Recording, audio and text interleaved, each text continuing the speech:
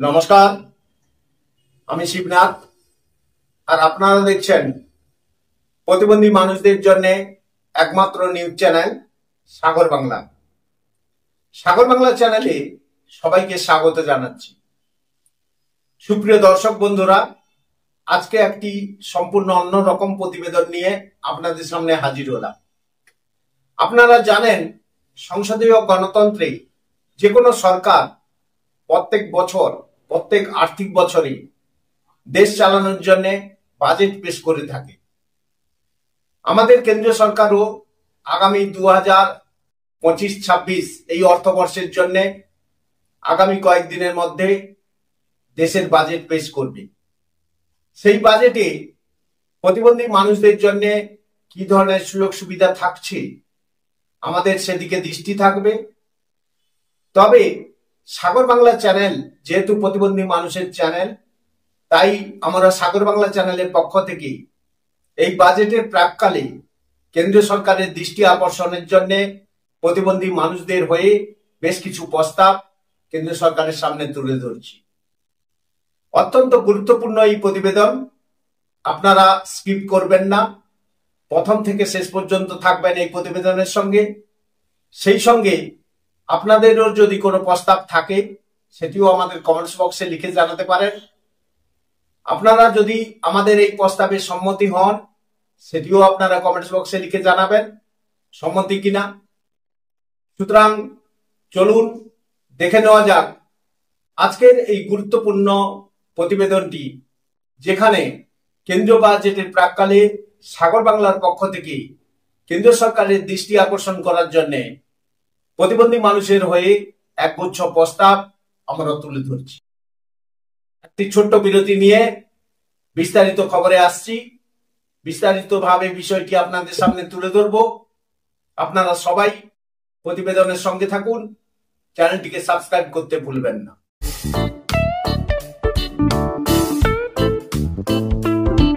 সুপ্রিয় দর্শক বন্ধুরা, একটি ছোট্ট বিরতি নিয়ে আবার ফিরে আসলাম আপনাদের সামনে। 2025-26 এই অর্থবর্ষের জন্য আমাদের কেন্দ্রীয় সরকার আগামী কয়েকদিনের মধ্যে ভারতবর্ষের সাধারণ বাজেট পেশ করতে চলেছে। সেই বাজেটে প্রতিবন্ধী মানুষদের জন্য কি ধরনের সুযোগ সুবিধা থাকবে সেটি আমাদের জানা নেই। তবে বাজেটের প্রাককালে কেন্দ্রীয় সরকারের দৃষ্টি আকর্ষণের জন্য সাগর বাংলার পক্ষ থেকে প্রতিবন্ধী মানুষদের হয়ে একগুচ্ছ প্রস্তাব আমরা কেন্দ্রীয় সরকারের সামনে তুলে ধরতে চাই। আমরা যে প্রস্তাবগুলোকে তুলে ধরব, মূলত সেগুলিকে 7টি ভাগে আমরা ভাগ করেছি।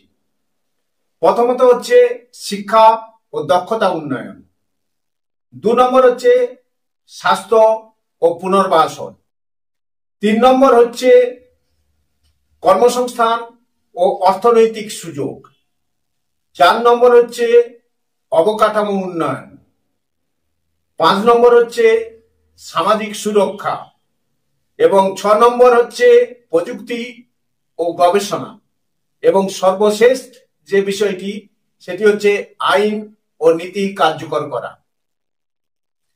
এই 7টি দিক থেকে আমরা কেন্দ্রীয় সরকারের সামনে আমাদের প্রস্তাবগুলি তুলে ধরতে চাই। প্রথমে হচ্ছে শিক্ষা ও দক্ষতা উন্নয়ন। বিশেষ শিক্ষা প্রতিষ্ঠান প্রতিবন্ধীদের শিশুদের জন্য আরো বেশি স্কুল ও শিক্ষা কেন্দ্র প্রতিষ্ঠা করার জন্য প্রস্তাব করছি।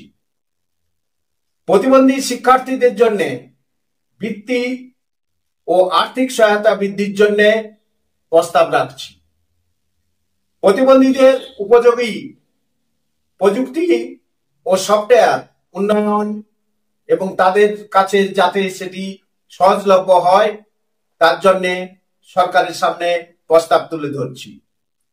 পেশাগত প্রশিক্ষণ, প্রতিবন্ধী ব্যক্তিদের দক্ষতা উন্নয়নের জন্য বিনামূল্যে বা ভর্তুকিযুক্ত প্রশিক্ষণ কর্মসূচি চালু করার জন্য সরকারের কাছে প্রস্তাব রাখছি।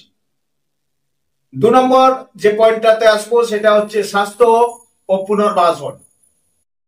প্রতিবন্ধীদের জন্য বিনামূল্যে স্বাস্থ্যসেবা এবং বিশেষায়িত চিকিৎসা সেন্টার চালু করা, এর জন্য প্রস্তাব রাখছি। হুইল চেয়ার, শ্রবণযন্ত্র, ব্রেইল কিট এবং কৃত্রিম অঙ্গ বিনামূল্যে বিতরণের জন্য সরকারের কাছে প্রস্তাব রাখছি। মানসিক স্বাস্থ্যসেবার জন্য বিশেষ পরিকল্পনা এবং পরামর্শ সেবা চালু করার জন্য সরকারের কাছে প্রস্তাব তুলে ধরছি। প্রতিটি জেলায় ফিজিওথেরাপি ও পুনর্বাসন কেন্দ্র স্থাপন করার জন্য সরকারের দৃষ্টি আকর্ষণ করছি। 3 নম্বর যে পয়েন্টটি সেটি হচ্ছে কর্মসংস্থান ও অর্থনৈতিক সুযোগ। সরকারি ও বেসরকারি চাকরিতে প্রতিবন্ধীদের জন্য সংরক্ষণের হার বৃদ্ধি করার জন্য সরকারের কাছে প্রস্তাব তুলে ধরছি।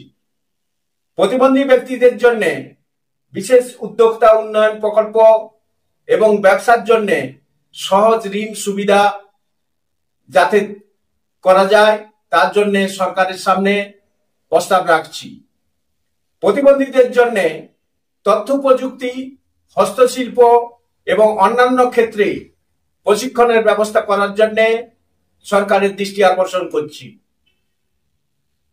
প্রতিবন্ধীদের জন্য দূরবর্তী কাজের সুযোগ বাড়ানো, ওয়ার্ক ফ্রম হোম পদ্ধতি চালু করার জন্য সরকারের দৃষ্টি আকর্ষণ করছি। 4 নম্বর যে বিষয়টি বলবো সেটি হচ্ছে অবকাঠামো উন্নয়ন। অ্যাক্সেসিবল ইন্ডিয়া ক্যাম্পেইন এর মাধ্যমে আরো র্যাম্প, লিফট এবং প্রতিবন্ধী বান্ধব পরিবহন ব্যবস্থা চালু করার জন্য সরকারের কাছে প্রস্তাব রাখছি। প্রতিবন্ধীদের জন্য ভর্তুকিযুক্ত বা বিনামূল্যে গণপরিবহনের সুবিধা করার জন্য সরকারের দৃষ্টি আকর্ষণ করছি। সব সরকারি ও বেসরকারি ভবনকে প্রতিবন্ধী বান্ধব করে গড়ে তোলার জন্য সরকারের কাছে প্রস্তাব রাখছি। 5 নম্বর যে পয়েন্টটি সেটি হচ্ছে সামাজিক সুরক্ষা।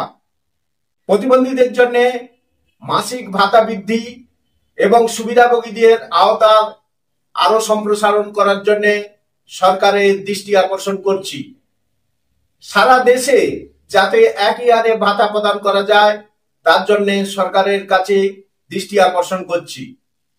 প্রতিবন্ধীদের জন্য বিশেষ স্বাস্থ্য ও জীবন বীমা স্কিম চালু করা, এর জন্য সরকার যাতে উদ্যোগী হন তার জন্য প্রস্তাব রাখছি।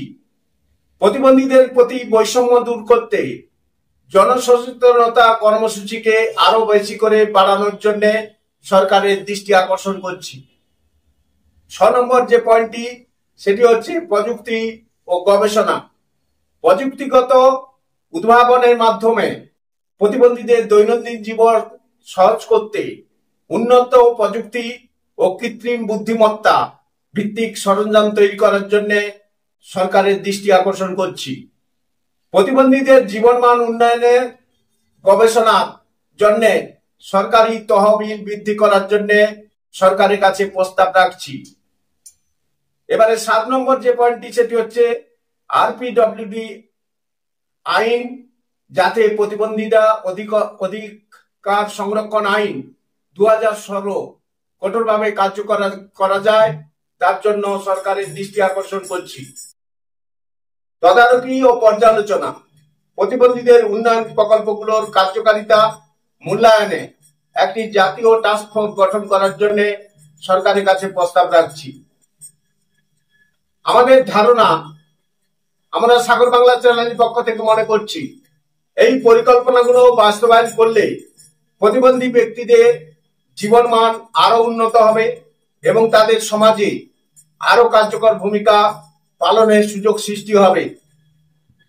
সুপ্রিয় দর্শক বন্ধুরা, আজকে আমরা বাজেটের প্রাক্কালে কেন্দ্রীয় সরকারের সামনে যে প্রস্তাবগুলি তুলে ধরলাম, আপনারা তার সঙ্গে কি সহমত? আপনারা অবশ্যই আমাদের কমেন্টস বক্সে লিখে জানাবেন। সেই সঙ্গে আমরা যদি কোনো প্রস্তাব ছেড়ে যাই বা আপনারা যদি কোনো নতুন প্রস্তাব ভেবে থাকেন সেটিও আমাদের কমেন্টস বক্সে আপনারা লিখে জানাতে পারেন। আজকের প্রতিবেদনটি এই পর্যন্ত। আপনারা সবাই ভালো থাকবেন, সুস্থ থাকবেন, সাগর বাংলা চ্যানেলের সঙ্গে থাকবেন। নমস্কার।